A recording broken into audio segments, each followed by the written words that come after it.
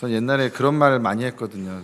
저는 이렇게 어둠을 좋아한다고 그랬는데 괜히 말이 씨가 될 수 있으니까 아무리 장난이라도 그런 말은 좀 안 하는 게 좋겠다. 뭐 예를 들어 갑자기 불이 꺼지거나 그러면 저는 어두운 거 좋아해요. 어둠의 자식이거든요. 이런 말 제가 막 옛날에 했거든요. 얼마나 철없는 말인지. 그냥 우리는 농담이라도 저는 빛의 자녀예요. 이렇게 그죠? 하나님의 자녀니까 그죠? 근데 왜 빛의 자녀냐? 소속이 하나님 계신 그렇죠? 천국이니까. 그래서 우리가 빛의 자녀인 줄로 믿습니다. 그 소속이 왜 중요하냐? 오늘 이제 말씀과도 좀 연결이 됩니다. 우리가 재물을 어디다 쌓아둬야 되는가? 그것을 오늘 말씀을 통해서 우리가 함께 나누기를 원하는데, 우리 소속이 어디라고 했죠? 바로 주님 나라. 그럼 우리가 어디에다가 재물을 쌓아야겠습니까? 하나님 나라에다가 쌓아둬야 되겠죠. 어떻게 하죠? 크레인 기사님을 불러서 돈을 잔뜩 쌓아가지고 막 올려야 될까요? 아니면 무슨 방법을 써야 대체 하늘에다가 재물을 쌓을 수 있을까? 마음이 좀 불편해지기 시작하시죠. 오늘 헌금 설교인가 보다. 자, 이 시점에서 우리 옆에 계신 분과 인사 한번 나눠보실까요? 헌금 설교 아니래. 빨리 인사 나누세요. 다행이지 이렇게. 저는 그런데 요즘 이제 좀 이제 젊은 목회자들 사이에서는 예전에 보다 더욱 그 헌금 이런 거에 대해서 강조하는 것을 더 좀 조심하고 더 이렇게 좀 하는 경향이 좀 있는 것 같습니다.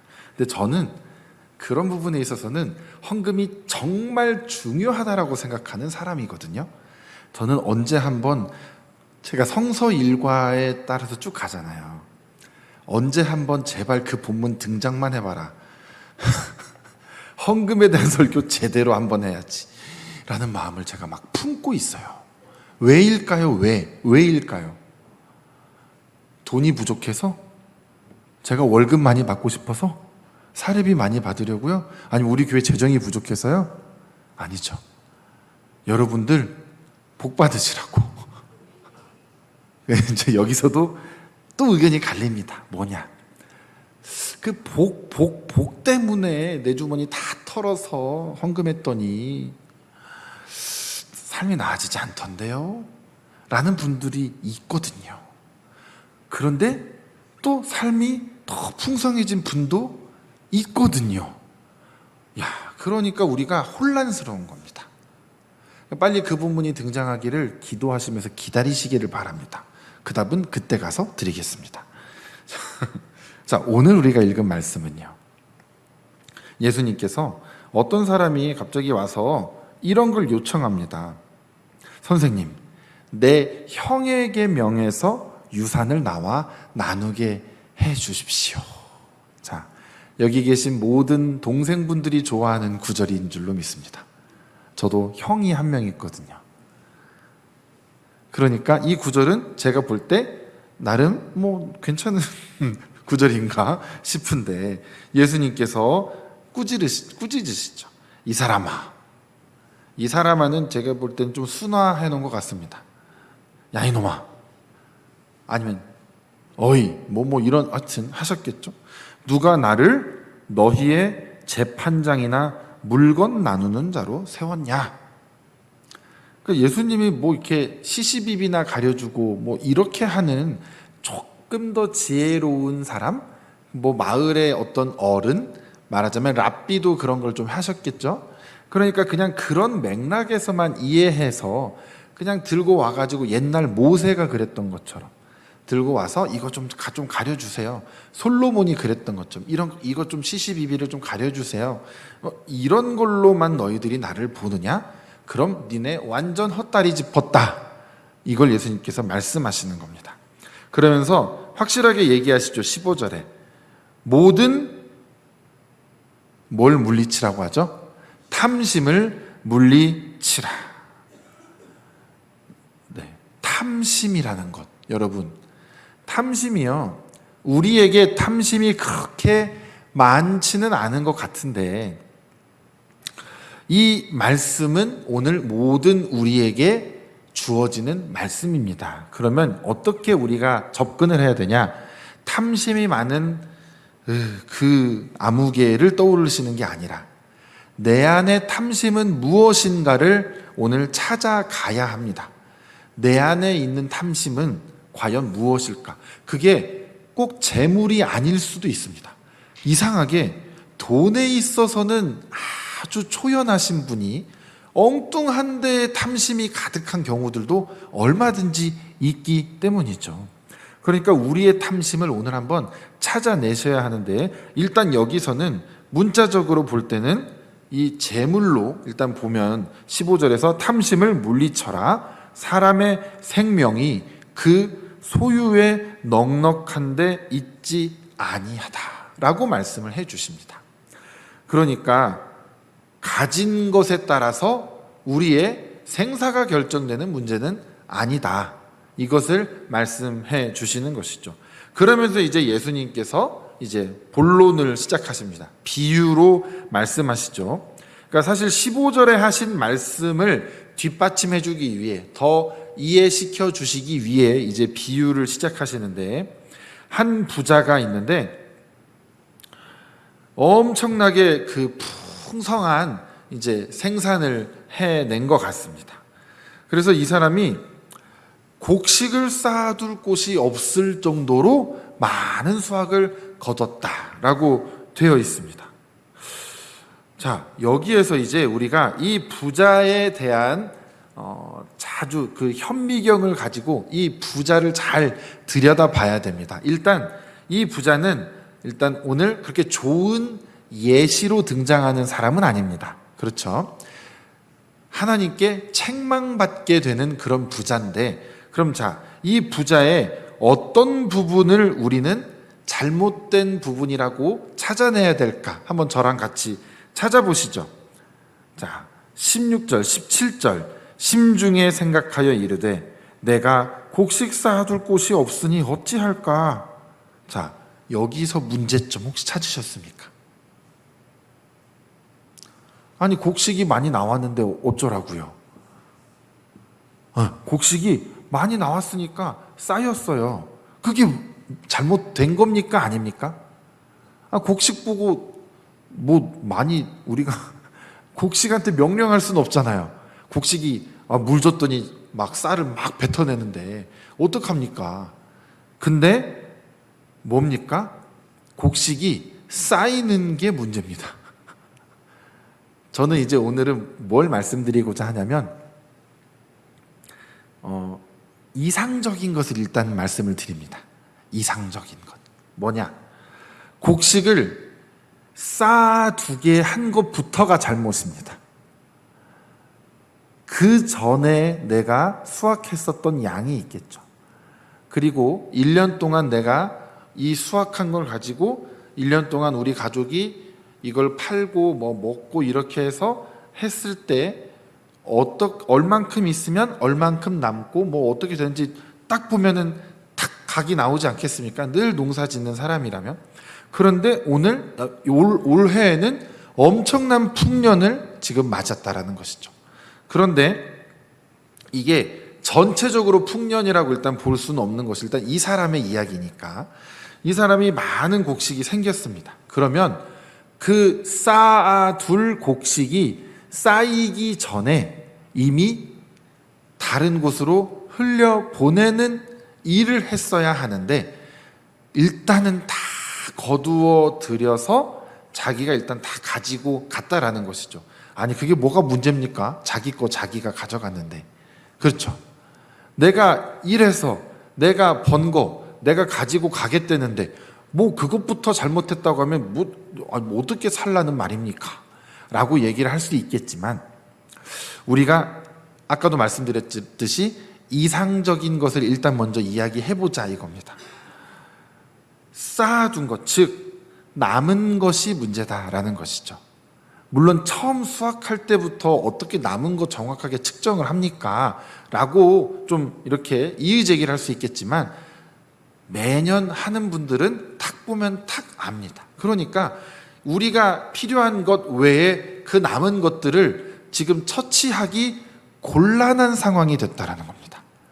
곤란한 상황을 겪는 사람은 여럿이 있을 것입니다. 이 부자는 지금 처치하기 곤란한 상황이고요.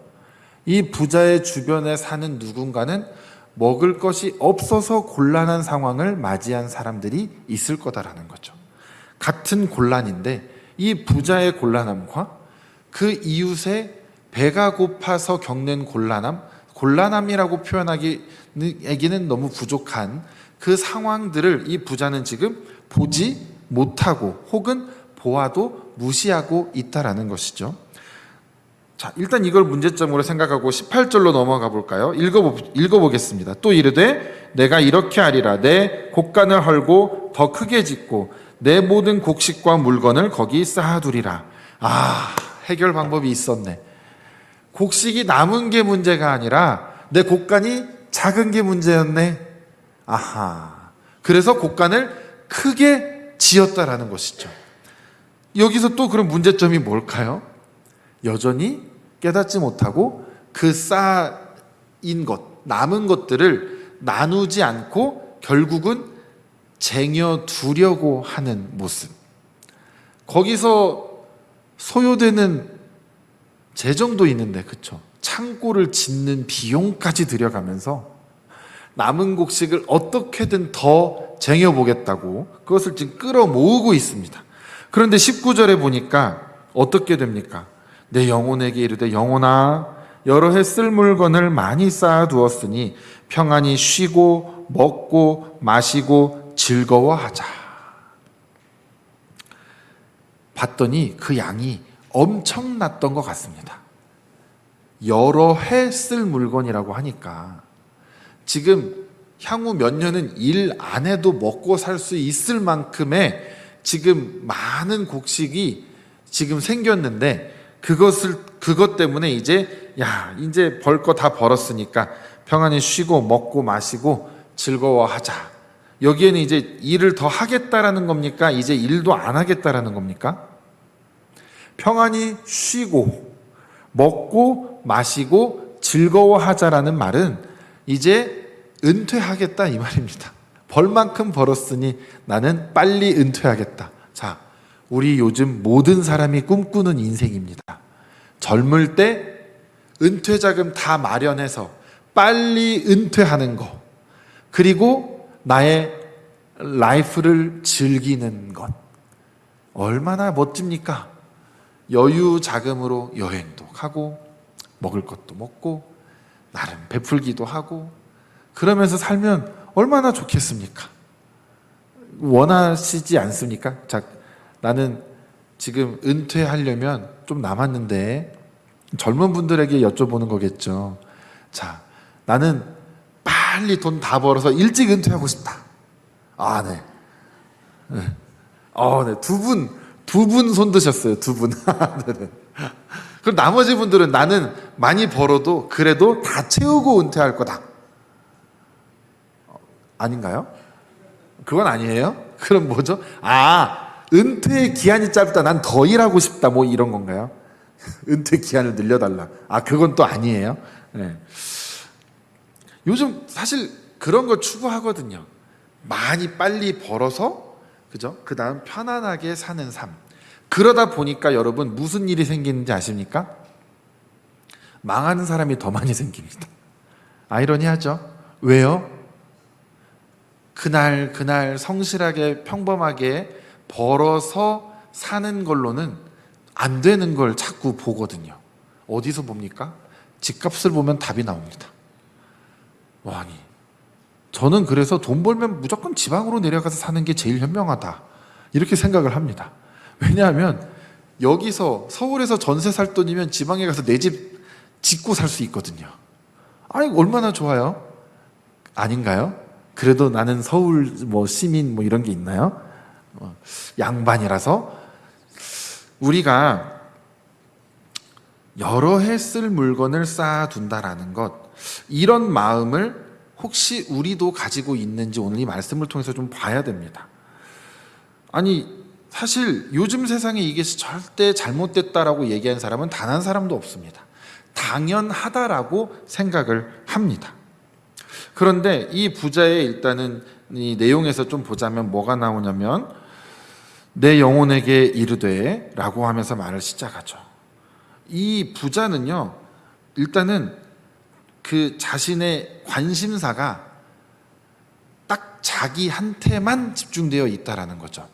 이 부분이 이 부자에게 좀 아쉬운 부분입니다. 많이 있는 것 좋죠. 많이 버는 거 좋습니다. 많은 것들이 쌓일 수도 있겠죠. 그런데 그것을 이 부자는 내가 이제 싹 저장해 놓고 이제 그거 잘 먹고 잘 살아야지, 거기까지가 이 부자의 삶의 딱 끝이라는 겁니다. 그런데 하나님께서 20절에 등장을 하시죠. 어리석은 자여 오늘 밤에 내 영혼을 도로 찾으리니 그러면 내 준비한 것이 누구의 것이 되겠느냐라고 말씀을 하십니다. 아니 예수님은 무슨 비유를 이렇게 극단적으로다가 만드셔가지고 부자가 와 해서 막 벌어들여서 창고를 짓지도 않았습니다. 지을 생각만 했는데 그날 등장하셔가지고 야, 너 오늘 죽으면 어떡할 거야, 이렇게 예수님이 탁 나타나셨습니다. 그런데 감사한 거 아닙니까? 다 짓고 막 쌓아뒀는데 그날 나타나셔가지고 너 오늘이 마지막 날이다. 더 억울하지 않겠습니까? 지금 가르쳐 주시는 게 낫죠. 지금 죽인다는 게 아니라 만약에 내가 오늘 너를 데려간다면 너는 그러면은 이 쌓아둔 것이 누구 것이 될 거라고 생각하니? 라는 겁니다. 여러분 생각해 보시기 바랍니다. 여러분들 통장에 잔고가 얼마나 있는지는 모르겠는데 자, 생각해 보십시오. 만약에 오늘 밤 내가 하나님의 부름을 받게 된다라면 나에게 있는 모든 것들은 누구의 것이 될 것인가? 라는 생각을 한번 해본다라는 것이죠. 상상하기가 쉽진 않죠. 잘 안 될 겁니다. 왜냐하면 내가 죽을 거다라는 게 전혀 현실성 있게 다가오지 않아서 그렇죠. 죽을 고비를 넘겨보신 분들은 그게 조금 와닿으실 수 있습니다. 그런데 그렇지 않은 사람한테 이런 것들을 사실 생각하고 상상한다는 게 절대 쉽지는 않을 것입니다. 하지만 그럼에도 우리는 계속해서 생각해야 합니다. 과연 내가 그렇게 열심히 모아뒀던 것들이 이게 누구를 위한 것이었는가를 생각해 보자는 겁니다. 자기를 위하여 재물을 쌓아두고 하나님께 대하여 부요하지 못한 자가 이와 같다라고 말씀을 오늘 맺고 계시는데요. 20절에 네가 오늘 밤에 네 영혼을 내가 도로 찾아가겠다라고 하시잖아요. 부자가 여기서 또 망각한 것이 하나 있습니다. 뭐냐면 영원할 것이라고 생각하는 그 생각, 우리가 갖고 있는 생각 아닙니까? 제가 아까 만약에 오늘 우리가 죽는다면 상상해 보자고 했지만 상상이 잘 되지 않는 분들은 확실합니다. 나는 아직 죽지 않을 거라는 자신감이 있습니다. 하나님이 보실 때 그게 어떤 생각이라고 혹시 느껴지십니까? 저는 그게 조금 심하게 말하자면 그 또한 영적 교만이다라고 말할 수 있습니다. 왜냐하면 난 아직 죽지 않을 거야 라고 내 수명에 대한 자신감을 갖고 있는 거거든요. 그런데 우리 인간들의 인생이라는 것은 오늘, 내일, 모레 절대 보장할 수 없습니다. 하나님께서 언제 우리를 불러가실지 우리는 전혀 알 수 없습니다. 불러가셔도 거기에 대해서 우리는 아무 이의를 제기할 수도 없습니다. 남겨진 자들은 이의를 제기하겠죠. 불평을 얘기하고 부당하다고 얘기하고 어떻게 그러실 수 있냐고 얘기하겠지만 데려간 당사자는요 아무 이의 제기하지 못하고 그냥 갑니다. 끌려가는 거예요. 그리고 끝입니다. 아무 이 땅에 남겨둘 거 하나 없이 그냥 하나님이 가자 하면 가야 되는 것이죠. 우리가 영원할 거라고 생각하는 것들이 참 많습니다.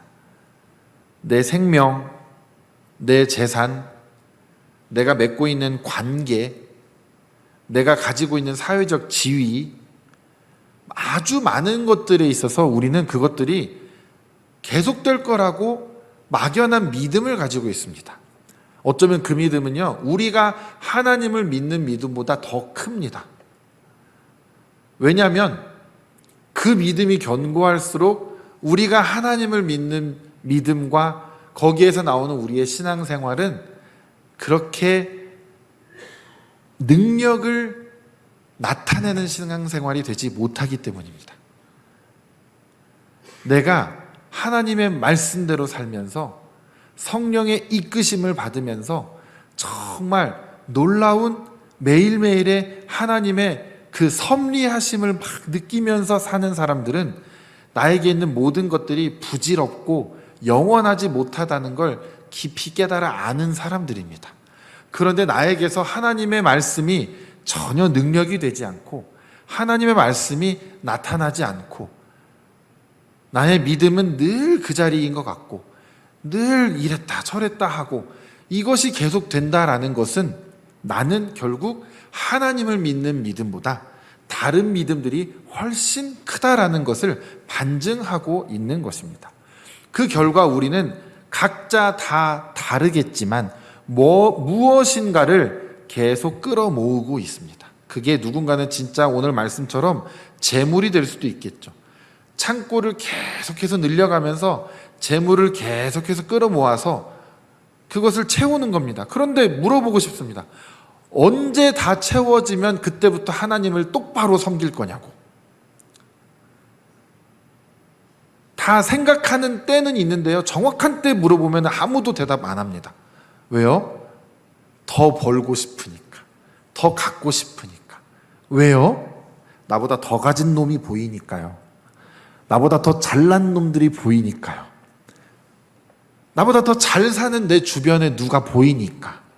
그게 안 보이면 그냥 내 앞에 주어진 거, 오늘 이거 가진 것에 대해 감사하면서 오늘 하루 자족하면서 살 텐데 나보다 더 잘 나가는 사람들을 보니까 나도 그거 하고 싶고 내 자녀에게 더 좋은 거 경험시켜주고 싶고 이런 생각들 평범한 생각인 것 같지만 우리가 그것 따라가다가 하나님의 말씀에서 벗어나기 시작하면 그거는요 복보다는 저주에 가까운 길을 우리가 걸어가고 있다라고 생각하셔야 됩니다. 내가 그것을 더 악착같이 끌어모으고 있다면 그건 더더욱 확실합니다. 왜요? 그게 없으면 안 될 거다라고 생각을 하기 때문이죠. 그거 지금 막 모아놔야 된다라고 생각하는 거죠. 왜? 다 때가 있으니까. 건강할 때 더 벌어야 되고요. 건강할 때 더 일해야 되고요. 이럴 때 더 이렇게 해야 된다라고 생각하는데 그럼 신앙생활은 죄송합니다 어르신들께 지팡이 짚고 다닐 때부터 열심히 신앙생활 하실 겁니까? 내가 정말 막 허리도 아프고 무릎도 아프고 이럴 때부터 이제 진짜 나의 신앙생활이 이제 시작입니다. 벌 거 다 벌었거든요. 이럴 거냐고요. 젊을 때 청년 설교 같네요. 청년들만을 겨냥한 건 아닌데, 그죠?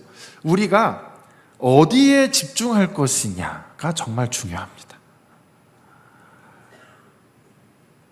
사람의 생명이요, 소유에 넉넉한 데 있지 않다라고 예수님께서 분명히 오늘 말씀하셨습니다. 그러면 여러분들, 재산이 넉넉한 거에 대해서 혹시 안심을 느끼시는 분 계십니까? 없을 때 불안한 거 느낄 수 있어요. 그거는 누구나 느낄 수 있거든요. 그것까지 정말 죄라고 하기 참 죄송해요. 죄는 맞는데 죄라고 하기 참 죄송해요. 왜요? 하나님을 신뢰하지 못하니까. 그런데 반대로 내가 먹고 사는 게 형편이 넉넉하니까 안심이 된다? 그것도 똑같은 죄입니다. 똑같은 죄예요. 왜요? 하나님으로 인해서 내가 평안을 누려야 되는데 나의 재산과 관계와 여러 가지 많은 것들로 인해서 내가 평안을 누리고 있다라면 그거야말로 우상입니다. 그거야말로 내가 믿음을 엉뚱한 데에다가 두고 있다라는 것입니다. 오늘 우리에게 무엇을 주님께서 원하시냐면 21절 마지막에 하나님께 대하여 부요하지 못한 자들이 이렇다라는 말씀을 합니다. 왜 이 사람이 창고를 늘려서 그거를 쌓아두려고 했느냐? 결국 하나님으로 인하여 부요함을 누리지 못했기 때문에, 그것을 경험하지 못했기 때문에 엉뚱한 것들을 갖다가 자꾸 채워다 놓는 겁니다. 저희 집에 강아지를 한 마리 키우는데요, 강아지 장난감이 여러 개가 있거든요. 얘가 청소를 하는 개념이 없어요. 강아지가 무슨 청소를 하겠습니까? 그런데 그 녀석의 장난감들은요, 보면은 다 지 집안에 다 끌어다 모아놔요. 다 물어다가 갖다 놓고, 플라스틱을 좀 좋아하거든요. 병뚜껑 뭐 별거 다 끌어다가 거기다 다 갖다 놓고 삽니다. 되게 이해할 수 없는 행동인데 걔는 그게 그렇게 만족스럽대요. 걔는 그게 그렇게 행복하대요. 거기다가 다 끌어다 모아놓고 정말 지저분하기 짝이 없게 지 집에다가 그걸 다 처박아 놓고 같이 뒹굴면서 살아요. 웃기죠? 그게 우리의 모습일 수 있다라는 겁니다. 하나님 보시기에 아무짝에도 쓸모없는 거를 우리는 계속 쥐고 끌어다 모으고 여기다 갖다 놓고 저기다 갖다 놓고, 그리고 나서 이걸 보면서 마음이 안정되는 것을 우리는 경험한다라는 겁니다. 이 정도면 이제 다음 달에도 버틸 수 있겠다. 이 정도면 내년까지 버틸 수 있겠다. 이 정도면 그래, 언제까지 버틸 수 있겠다. 우리 이러면서 계속해서 끌어모으고 있다라는 겁니다. 그런데 하나님은 우리로 하여금 어디에다가 시선을 두기 원하냐면 당장 내일도 살지 못하는 자들을 바라보기를 원하신다라는 겁니다.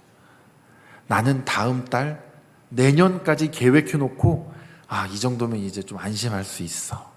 그런데 당장 오늘 먹을 게 없어서 정말 아파하는 사람들이 있다라는 겁니다. 거기에까지 시선을 우리가 두지 못하는 건 왜요? 우리의 마음이 부요하지 못해서. 우리 마음이 부요하려면 어떻게 해야 됩니까? 무엇으로 채워야 될까요? 하나님으로 채울 수밖에 없습니다. 그럼 어떻게 하나님으로 채웁니까? 하나님 제 안에 와주세요. 하나님을 우리가 끌어다 채웁니까? 우리가 하나님께로 나아가야죠. 물론 하나님이 채워주십니다. 하지만 우리가 하나님께로 나아가고 하나님 사랑하기 위해서 내가 오늘 무엇을 해야 할까? 내가 어떻게 해야 하나님을 사랑할 수 있을까를 끊임없이 고민하고 끊임없이 생각하고, 결론이 나왔으면 그것을 실천에 옮겨야 되는데 거기까지 가지 못하고 고민하지도 않는 그런 모습들이 사실 우리에게 너무나 많다라는 것이죠. 고민이라도 하면 좀 다행인데 고민까지도 사실 가지 않습니다. 웨슬리 목사님께서 그런 얘기를 하셨거든요. 우리 재물에 대한 설교를 참 많이 하셨는데 그런 말씀을 하셨어요. 벌 수 있을 만큼 벌어라. 좋은 말이죠.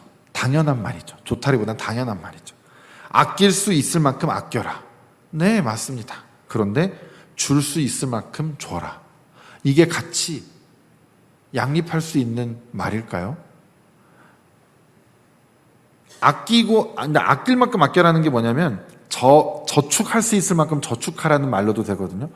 저축을 하려고 봤더니 줘야 되는 곳이 자꾸 보이는 거예요. 저축이 먼저일까요? 주는 게 먼저일까요? 주는 게 먼저죠. 남으면 저축입니다. 왜요? 다음에 줄 때 쓰려고. 그거를 계속해서 하라는 겁니다. 최선을 다해서 버는 건 뭡니까? 네 배불리려고 하는 게 아니라 네가 나눌 게 필요할 때 그때 나누기 위함이다 라는 겁니다. 여러분, 재물 자체는 악한 게 아닙니다. 돈은 죄가 없습니다. 돈은 잘못이 없어요. 돈을 보는 우리의 시선과 무엇보다 세상의 논리가 아주 잘못됐기 때문입니다. 세상은 계속 우리에게 보여줍니다. 눈에 뭘요? 더 아름다운 거, 더 멋진 거, 더 잘 살고 있는 것 같은 모습을 끊임없이 우리에게 보여줘서 우리로 하여금 부러워하고 불안하게 만듭니다. 그리고 우리는 그것들을 우리도 가져야 되고 우리도 누리고 싶다라는 마음을 갖는데, 그러기 위해서 가장 먼저 필요한 것 중에 하나가 재물입니다. 이 자본주의 사회에서는 더더욱 그렇죠. 돈으로 모든 것을 살 수 있는 세상. 그러다 보니까 우리가 자꾸 재물을 더 탐할 수밖에 없고 그것을 자꾸 가지려고 할 수밖에 없는 것입니다. 그런데 그런 우리에게 어느 날 문득 주님께서 이렇게 말씀하시는 거죠. 이 어리석은 녀석아, 너 오늘 밤에 내가 데려가면 어떡하려고 그러냐. 우리에게 말씀하시는 겁니다. 이게 들리면 진짜 다행이죠. 이게 들리면 다행입니다. 자, 여러분, 핸드폰에 녹음기를 좀 켜보시기 바랍니다. 제가 지금 말씀드릴게요. 녹음하세요. 그리고 12시에 알람으로 그 말을 설정해 놓고 알람으로 맞춰 놓으세요. 자려고 누워있는데 어리석은 자야, 너 내일은 없다. 이런 게 확 들려오면 얼마나 무섭겠습니까? 재물 생각도 안 날걸요? 우리 언제 주님이 오시더라도 기쁨으로 맞이할 수 있어야 되지 않겠습니까? 후회와 두려움과 이런 것들이 우리에게 먼저 나타나서는 안 되겠죠. 우와! 하면서 그냥 진짜 속옷바람으로 달려나갈 정도로 기다리는 마음으로 우리는 잠자리에 들어야 될 거 아니겠습니까? 그러기 위해서는 우리가 뭘 해야 되죠? 엉뚱한 거 끌어모으다가 잠에 드는 게 아니라 하나님으로 오늘도 내가 풍성하게 지냈구나. 비록 밥은 굶었지만, 비록 오늘 누구는 차 타고 뜨거운 여름에 시원하게 가지만 나는 땡볕에 1시간 걸어서 일하러 갔다 왔지만, 집에 에어컨도 없어서 땀 뻘뻘 흘리면서 잠에 들지만 그래도 나는 오늘 하나님으로 아주 풍성한 하루를 살았구나. 그러면서 잠자리에 들 수 있다면 저는 그 사람이 정말 참된 행복을 누리고 있는 사람이라고 생각을 합니다. 우리 그런 자들이 될 수 있도록 우리 오늘도 그렇게 살아가시는 모두가 되시기를 주님의 이름으로 축복합니다. 주님 감사합니다. 오늘도 우리가 재물을 어떻게 우리가 바라보아야 하는지 말씀을 통하여 함께 나누었습니다. 주님, 우리가 어리석은 자라는 책망을 듣지 않고 정말 하나님으로 부요한 자로서 살아가기를 간절히 바랍니다. 주여, 우리를 깨워주시고 우리를 가르쳐주시고 성령님 기억나게 하여 주시옵소서. 감사드리오며 예수님의 이름으로 기도드렸습니다. 아멘.